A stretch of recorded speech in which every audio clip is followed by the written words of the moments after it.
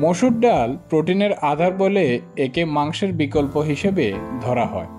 এতে রয়েছে খনিজ পদার্থ, আঁশ, খাদ্যশক্তি, আমিষ, ক্যালসিয়াম, লৌহ, ক্যারোটিন, ভিটামিন বি2 ও শর্করা।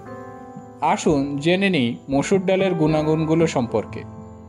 মসুর ডালের মতো উচ্চ ফাইবার সমৃদ্ধ খাবার খেলে হার্টের ঝুঁকি অনেকটাই কমে যায়। এর ম্যাগনেসিয়াম শরীরের সর্বত্র রক্ত, অক্সিজেন এবং পুষ্টি প্রবাহ করতে সাহায্য করে।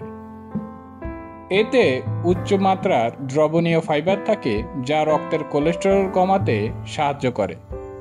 বাড়তি ওজন কমাতে চাইলে ভাতের পরিমাণ কমিয়ে তার বদলে নিয়মিত ডাল খেতে পারেন।